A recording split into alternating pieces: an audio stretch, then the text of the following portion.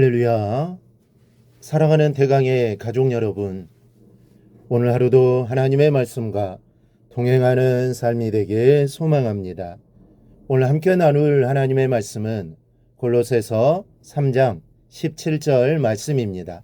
또 무엇을 하든지 말에나 일에나 다 주 예수의 이름으로 하고 그를 힘입어 하나님 아버지께 감사하라. 아멘. 주님께서는 우리에게 예수라는 이름을 선물로 주셨습니다. 그래서 우리는 주님의 이름을 사용합니다. 이것은 우리에게 굉장한 축복입니다.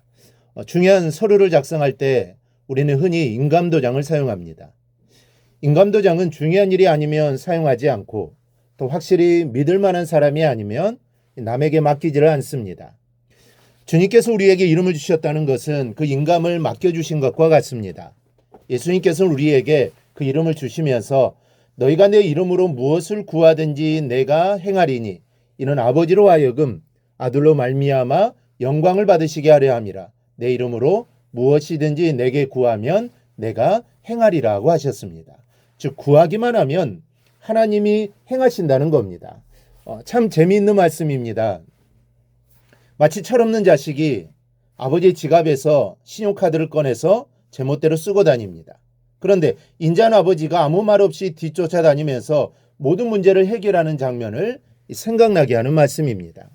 아무튼 제자들은 이 말씀을 그대로 믿고 예수의 이름으로 기도하여 또 예수의 이름으로 악령과 병마들을 향해 떠나가기를 명령했습니다. 그랬더니 안진뱅이가 일어나고 각색 병든 자들이 건강을 얻었고 귀신이 떠나가고 죽은 자도 살아나는 역사가 이 제자들을 손을 통해 수다하게 일어났습니다. 즉 주님의 약속대로 된 것이죠. 그 이름이 우리에게도 선물로 주어졌다는 것을 여러분 믿으시기 바랍니다. 오늘 본문의 주제도 예수의 이름입니다. 또 무엇을 하든지 말에나 일에나 다 주 예수의 이름으로 하고 그를 힘입어 하나님 아버지께 감사하라. 따라서 오늘은 무엇을 하든지 예수의 이름으로 하는 것이 무엇인지를 살펴보려고 합니다. 그리고 말씀대로 순종하며 살아가기를 바랍니다. 먼저 예수의 이름으로 한다는 것은 나를 그 이름 안에서 죽이는 것을 말합니다. 우리는 살면서 누군가 이름을 빌렸을 때가 있습니다. 내가 뭔가를 하려고 하는데 나는 그 일을 할 수 있는 자격을 갖고 있지 못합니다. 그렇다면 그런 자격을 가지고 있는 사람의 이름을 빌려야 합니다. 지금은 그런 일이 없지만 예전엔 약사 자격증이 없는 사람이 이 기동량으로 약의 효능을 배워서 약국을 경영하는 경우가 있었습니다. 그럴 때 약국을 개설할 수는 없기 때문에 누군가의 자격증을 빌려서 그 이름으로 약국을 개설하고 운영은 자신이 하는 겁니다. 사실 이런 것은 불법입니다. 해서는 안 되는 방법이죠. 그런데 우리가 예수의 이름으로 한다는 것은 바로 이런 의미입니다. 우리는 사실 하나님 앞에 나가 설 자격도 없습니다. 입도 뻥끗할 수 없을 만큼 하나님 앞에 탕자가 된 우리들입니다. 그런 우리가 어떻게 감히 하나님의 자녀라고 할 수 있으며 하나님의 나라를 바라볼 수 있습니까? 우리는 하나님 앞에 설 수도 없는 그런 죄인들이었습니다. 아니 멀리서도 하나님을 바라볼 수 없는 죄인들입니다.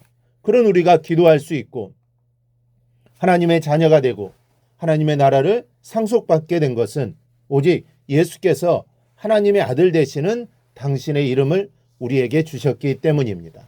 그러므로 우리는 철저하게 그 이름 속에 나를 죽이는 삶을 살아야 합니다. 그 이름으로 산다는 것은 내 이름을 버린다는 뜻입니다. 말을 하든지 행동을 하든지 무엇을 하든지 나를 드러내지 않는 것입니다. 예수의 이름으로 산다는 것은 이렇게 그 이름 안에 나를 완전히 녹이는 것을 의미합니다. 오직 예수님만 나타내고 예수의 이름이 영광을 받으시게 하는 겁니다. 이러한 삶이 예수의 이름으로 사는 삶입니다. 둘째, 예수의 이름으로 한다는 것은 그 능력을 힘입는 것을 말합니다. 이 부뚜막이에 소금도 집어넣어야 짜다고 했습니다. 바로 곁에 소용되는 물건을 두고도 그것을 철저하게 사용하지 못하는 어리석음을 볼 때 이 말을 사용합니다. 그런데 이런 어리석은 모습들을 우리는 신앙 안에서 참 많이 볼 수 있습니다.